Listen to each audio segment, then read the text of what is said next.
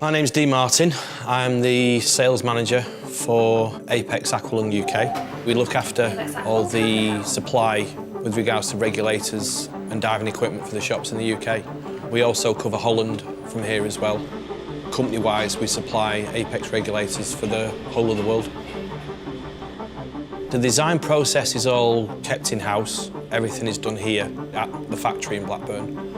We have a full team of designers, design engineers, graphic designers, from concept right through to the end article. With the new XTX range, we're a lot more edgy, a bit more industrial. We want it to look technical. We didn't want a soft finish. We wanted it to be hard. We wanted to invigorate the brand, make it stand out, which we felt we did.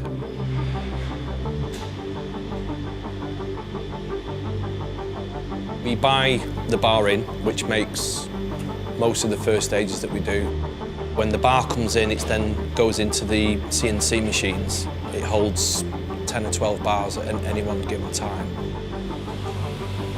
The machine starts to do one side of the bar, and then as it's finished that process, it then grips the bar, pulls the bar forward, trims the bar off, and then the back side of the machine then comes in and actually machines, while it's still got hold of it, the other side of the bar. It's just a continuous process. Any waste material that is actually come off, be it from a first stage body, be it valve spindles, whatever component part we're actually making, what will happen is that waste material will be then collected in a bin, and then we will then actually sell back to the company who we buy the brass from. That will then come back as a piece of bar that will then go back to make another regulator. The next stage from after the part's actually been machined is obviously the quality side of it. We need to check parts as they come through the factory before it goes through to final process, because obviously what we are producing at the end of the day is life support. We've got specific guys to look out for specific things within, whether it's a thread, whether it's a hole or an orifice or whichever it is that needs checking. We've got machines that will then be checked on. Now, if the guys were to find something, because we keep everything in-house, we can react to it very, very quickly.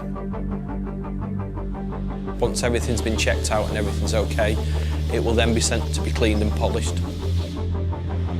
The main reason for the chroming side of it is aesthetics. The reason why we chrome it, obviously, it keeps the looks of the regulator.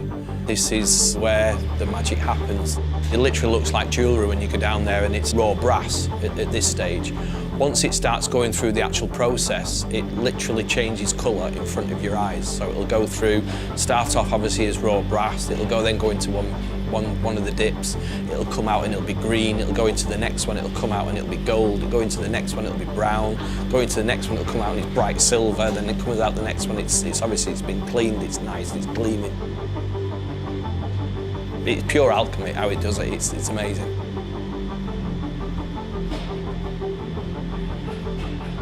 After the chroming process, we then go on to the injection moulding. All the moulding's done in-house. It starts off as like a plastic chip that goes into a big hopper, then becomes molten material that's squirted into the actual mould itself.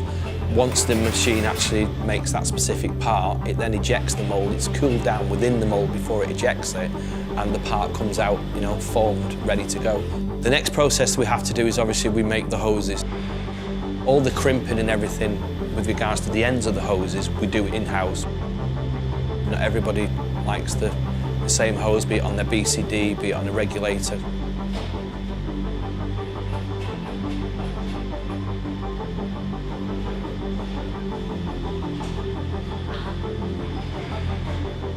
We've now made all the component parts as we now need to assemble them.